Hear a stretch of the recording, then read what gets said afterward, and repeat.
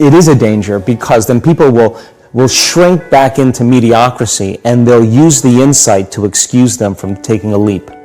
They'll say, yeah, I have a chemical imbalance in my brain. Yeah, my father was really overbearing. He was a perfectionist. That's why I am the way I am. People, they come up with stuff to excuse themselves. The insight is actually giving them permission to stay limited. And it's an amazing idea, because they'll say to you that they really want to get over their anxiety.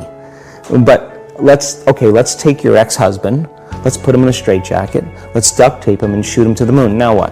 What are you going to do now? You still have to make those changes. And so then the person's enemy dies, or something shifts in their life, and that person's gone, they'll find another person to hate. This is just how we function as human beings. We just slide another reason to feel those emotions. So I think when people start to understand this, I think knowledge is power, but knowledge about yourself is self-empowerment. If you're watching this video, it's because the universe picked you to see it. No need to stress if things are a bit puzzling at the moment. We're here to help you understand. Just stick around and keep watching. Basically, our bodies are mostly shaped by our past experiences. If you don't focus on creating a new vision or possibility for your future, your brain will stick to its old ways of thinking and feeling from the past. The big question is, can you believe in a future that you haven't seen or felt yet? According to the latest research in neuroscience, just thinking about it can actually change your brain. When you think about a new possibility, your brain starts firing in different ways, creating new patterns. As you plan and mentally rehearse who you want to be, your brain starts forming new circuits. Instead of being stuck in the past, your brain becomes a map to the future. Now, if you start emotionally embracing your future before it happens, like feeling healed, loved, or successful before those things actually occur, you're not following the old idea of waiting for things to happen before you feel a certain way. The new way is to cause and effect, meaning you experience feelings of worthiness, abundance, and love before they materialize. This approach involves teaching your body how the future could feel before it becomes real. If done correctly, your body starts to believe it's living in that future right now. This process influences your genes and begins to change your body to match the future you envision. In a nutshell, the process of change in meditation involves unlearning old habits and relearning new ones. It's about breaking free from your old self, rewiring your brain, and creating a new self. This includes letting go of old emotions stored in your body and conditioning it to respond to a new mindset and emotions. Instead of signaling the same old genes in the same way, you start signaling new genes in new ways. This shift helps you pull your energy away from the past and invest it into creating the future you want. So begin by writing down all the things you wanted to do to reach your vision, the choices, experiences, goals, and the joyful emotions you expected to feel. This was like pointing your focus towards your desired destiny. But here's where you did something really smart. You also listed the choices you decided not to make and became aware of the behaviors you wanted to avoid. You thought about experiences you wanted to stay away from and emotions that would bring you down. By doing this, you started to separate your old self from the new self. Now, as you observe your old self, it means you're no longer just running on autopilot. You're consciously looking at your own behavior. Imagine if you've had tough times in the past and those experiences made you feel sad, unworthy, guilty, and judgmental. You got so used to feeling this way that it became normal for you. But one day, you decide you're not going to let those feelings control you anymore. You start your day determined not to follow the same old patterns, and initially, things go well. However, after a couple of hours, you might feel uncomfortable because this new way feels unfamiliar. It's uncertain, and there's unpredictability. Surprisingly, some people prefer holding on to their old feelings of guilt and unworthiness because it's familiar, even if it's not good for them. The moment you decide not to make the same old choices, it gets a bit uncomfortable. That's the sign you're on your way to becoming a new version of yourself. We like to call this process stepping into the river of change. Your personality shapes your personal reality. That's how your life looks and feels. Your personality is a mix of how you think, act, and feel. The person you are right now has created your current life. So, if you want to make your life different, you've got to change your personality. Because here's the deal, nothing really changes in your life until you change yourself. Now, we've been studying change for over 10 years, and here's the scoop. If you're thinking the same thoughts day after day, and most of us are, you're in a bit of a pickle, because those same thoughts lead to the same choices, and those choices lead to the same behaviors, which then give you the same experiences. And guess what?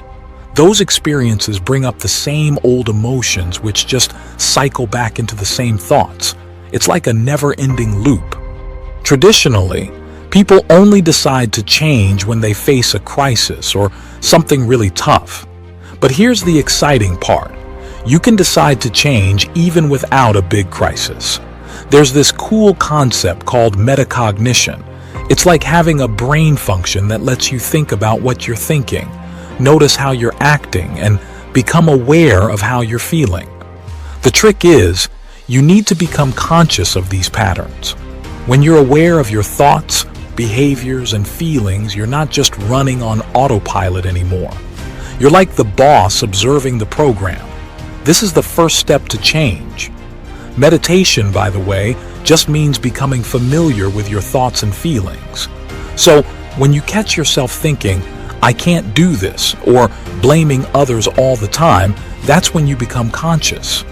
You're basically looking at the label on the jar from the outside instead of being stuck inside. The key moment of change is when you become so aware of your habits that you don't go back to being unconscious.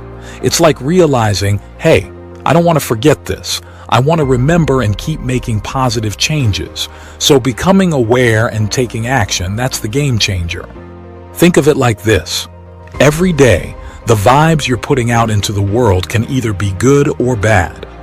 Let's say you're walking around feeling all sorry for yourself and thinking life is just tough. Well, that vibe you're sending out is like saying, give me more tough stuff, but make it surprising and undeniable that I caused it. It's not about getting punished for mistakes. It's more like facing the consequences of our own attitudes. Now flip the script. If you learn how to focus on the energy of your future dreams, ditching the baggage from the past, and really believe in what's ahead, magic happens. Picture this. You've got a clear vision of where you're headed, and you're already feeling the excitement of reaching those goals before they happen. That vibe you're sending out is like a whole new signal to the universe. Here's where it gets interesting. The more you keep your mind on that positive energy, the more you attract good things your way. But if you get all worked up and frustrated, let's say stuck in traffic, you're kind of disconnecting from that positive energy and slipping back into old vibes. Suddenly, it feels like you're just a small part of a big, tough world, and you start pushing, controlling, and stressing out. Now, let's get to the fun part. When you can keep that positive mindset going, cool stuff starts happening. You notice weird coincidences, get unexpected opportunities, and things just fall into place. It's like you're tuned into a secret channel of information. And not only are you connected to it, but you're also changing the frequency. More and more people start catching on to this, and fewer folks feel like life's just happening to them. So, if you catch yourself saying, I was angry because of traffic, it's like admitting that something outside is controlling your feelings. But when you switch things up and realize your thoughts and feelings are the boss, and they're making a real impact on your life, that's when you become the creator of your story. Once you see the results of your positive vibes, you'll keep at it, and soon enough, you'll feel more like the captain of your ship and less like a passenger. So, you want to know how to make the life you dream of, right? Well, there's this cool idea in science called the quantum model. It says that when you look for something super tiny, like an electron, it's like it's floating around in a bunch of possibilities. But the moment someone looks at it, boom, it decides what it wants to be. That's a quantum event. Now, here's the big question. Can you do the same thing with your life? Can you make your thoughts and feelings create a whole new experience for you? For 2 years, we taught workshops all over the place, but we didn't see a ton of change. That got me thinking. I wrote a thing called What the Bleep, and it made me realize changing your mind is a bit like rebooting your computer. You've got to unlearn the old stuff and learn some new tricks. Imagine it like pruning and sprouting in your brain, kind of like getting rid of the junk and growing fresh ideas. It's about shaking off old emotions, retraining your body, and basically creating a whole new you. It's like losing your mind and building a brand new, upgraded one. The key is to stop being stuck in the past and use that energy to drive yourself into a better future. Now let me share something cool I noticed. People who had these sudden, amazing recoveries all had a few things in common. First off, they believed in something bigger than themselves. Call it spirituality.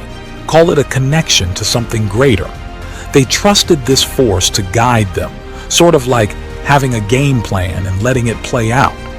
The second thing was that they realized their own habits and emotions played a huge role in their health. It wasn't some random bad luck. It was their own feelings and thoughts causing issues. Imagine it like a cycle. How you think affects how you feel, and that creates a certain state of being. Over time, your body and mind get used to it, and that's what we call a habit. Now, habits are tricky. By the time you're 35, a whopping 95% of who you are is just a set of learned behaviors, reactions, beliefs, and perceptions. So when you try to change, you're using just 5% of your brain power to fight against the 95% of stuff you've learned and memorized. It's like trying to think positive when your brain has been stuck on negativity for years. People might create vision boards with fancy cars and houses, but if deep down they feel unworthy, it's like their mind and body are not on the same page. Here's the kicker. All those tough emotions like anger, fear, and stress trigger certain hormones in your body. So, changing your life isn't just about thinking positive, it's about rewiring your brain, unlearning the old, and creating a whole new vibe for yourself. Meditation is about getting familiar with yourself. But here's the trick. You need to be aware of the thoughts and habits that usually run on autopilot in your head. Pay attention to the emotions tied to your past so they don't catch you off guard again. The goal is to know your old self so well that you won't accidentally slip back into your old ways. Now, think about the person you want to be.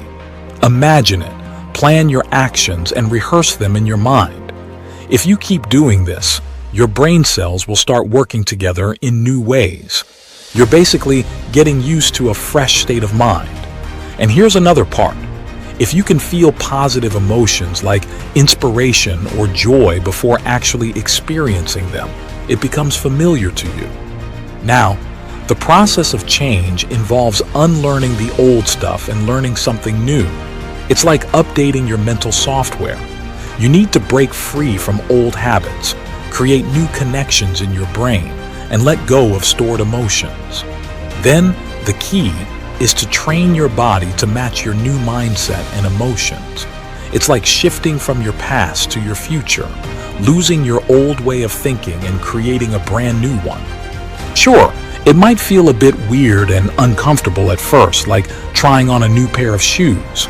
But if you can relax into this change and keep investing in your future instead of dwelling on the past, it gets easier over time. Suddenly, when you least expect it, something awesome is going to happen in your life.